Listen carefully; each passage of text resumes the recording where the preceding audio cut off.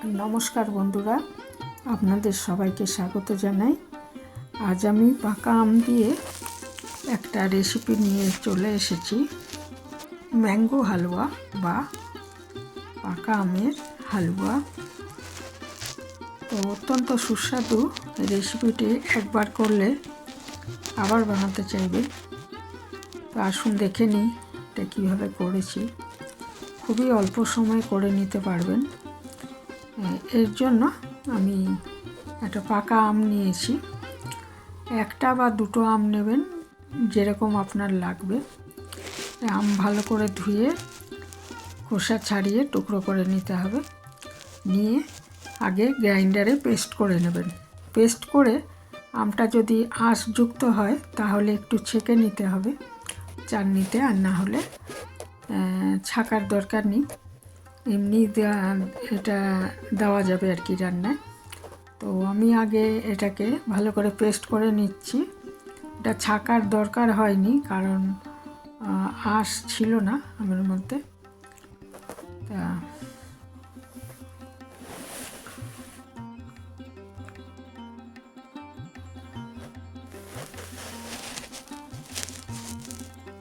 তো আমটা মানে একটু মিষ্টি দেখে নেবেন, মিষ্টি যেন হয়, তাহলে চিনিটা কম লাগবে আর কি। তো আমের পেস্ট করে নিয়ে সেটাকে আগে রেডি করে রাখলাম, আর সমস্ত জিনিসগুলো হাতের কাছে রাখবো, তাহলে খুব তাড়াতাড়ি রান্নাটা হয়ে যাবে। তো আমের পেস্ট করে নিয়েছি, পেস্টটা একটা বাটিতে ঢেলে রেখে দিচ্ছি। আর আমার লাগবে সুজি লাগবে, তো ঘি লাগবে। আমি এখানে 3 চামচ পরিমাণ ঘি একটা কড়াইতে নিয়ে নিয়েছি। ঘিটা যত বেশি দেবেন তত এটা জুসি ভাবটা বেশি আসবে, তবে আমি 3 চামচই দিলাম, কারণ খুব বেশি ঘি খাওয়াও হয়তো ভালো হবে না স্বাস্থ্যের পক্ষে।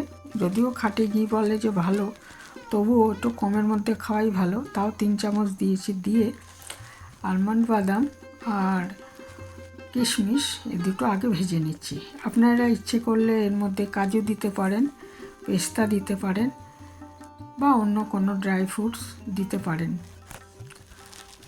তো আমি আগে এই বাদাম আর কিশমিশ এটা একটু ঘিয়ে ভেজে রেখে দিচ্ছি।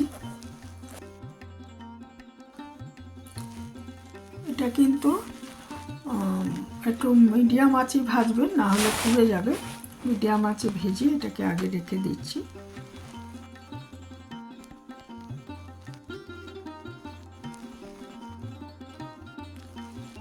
আর সুজি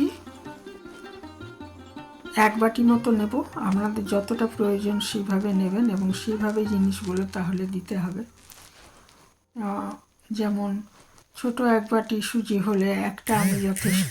আবার যদি একটু পরিমাণ বেশি হয় তাহলে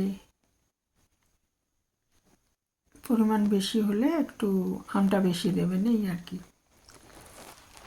আর আমটা যেরকম মিষ্টি সেই হিসাবে চিনিটা দেবেন। আমি ছোট 1 বাটি চিনি ব্যবহার করব। বাদাম, আলমন্ড বাদাম আর কিশমিশ ভাজাটা তুলে রেখেছি। তারপরে ওই ঘিয়ের মধ্যেই আমি 1 বাটি সুজি দিয়ে খুব সুন্দর করে ভেজে নেব। এই ভাজাটা যত ভালো হবে তত হালুয়াটা ভালো হবে। আর আঁচটা কিন্তু অবশ্যই লো টু মিডিয়াম রাখবেন, চড়া আঁচে ভাজবেন না, তাহলে পুড়ে যাবে।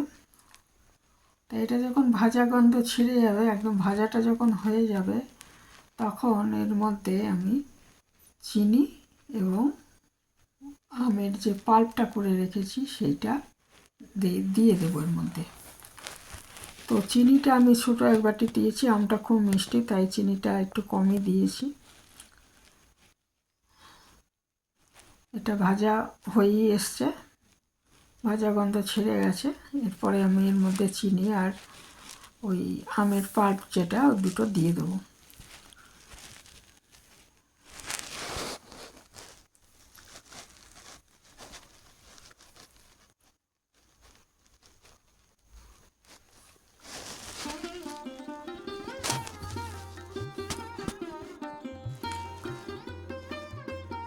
চিনিটা দিয়ে দিলাম। এরপরে ম্যাঙ্গো পাল্পটাও দিয়ে দিচ্ছি এর মধ্যে, দিয়ে খুব ভালো মতো এটাকে সুজিটার সাথে রান্না করে নিতে হবে।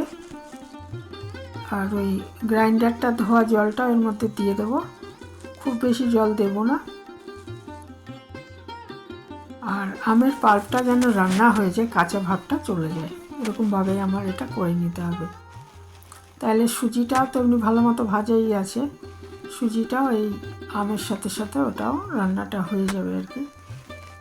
আর চিনিও দিয়ে দিয়েছি, আগেই দেখালাম চিনি দিলাম, তারপরে ম্যাঙ্গো পাল্প দিয়েছি। এটা একদম শুকনো শুকনো করে নিতে হবে, যে পরিমাণ মানে জলো ভাবটা ছিল সেটা।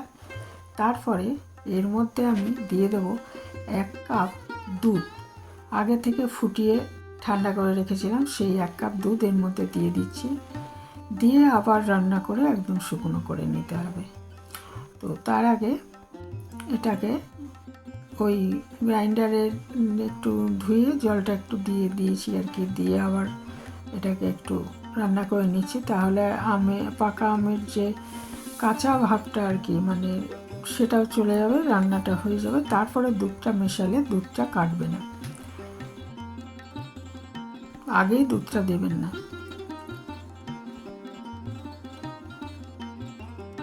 এটা একটু রান্না করে নিয়ে তারপরে আমি দুধটা মেশাবো।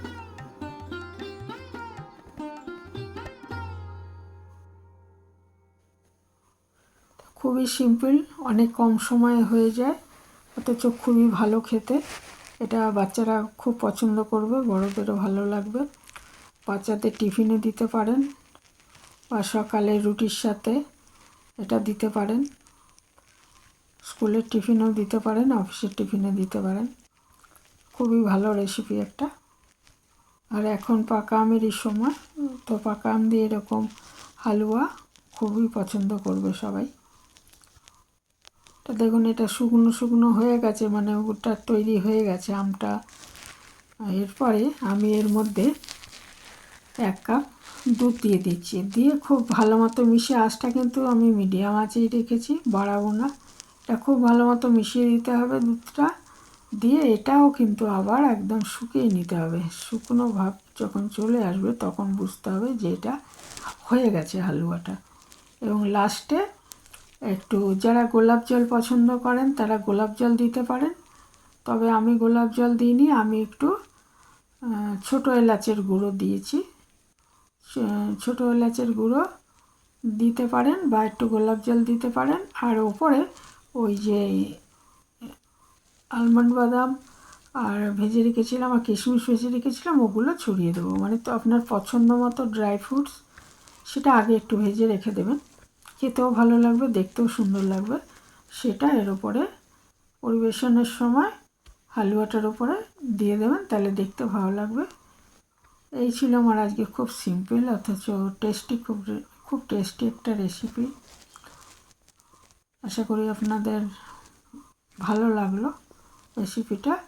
তো যারা বানান তাদের কিছু তো বলার নেই, তারা জানেনি। আর যারা কখনো বানাননি তারা একবার অন্তত এটা বানিয়ে দেখতে পারেন, আশা করি ভালো লাগবে।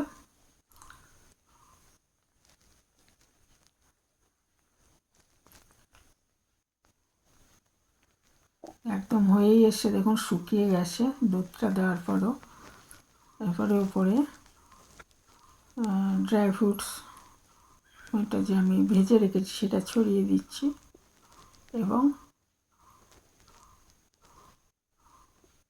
এলাচ গুঁড়ো একটু দিয়ে দেবো।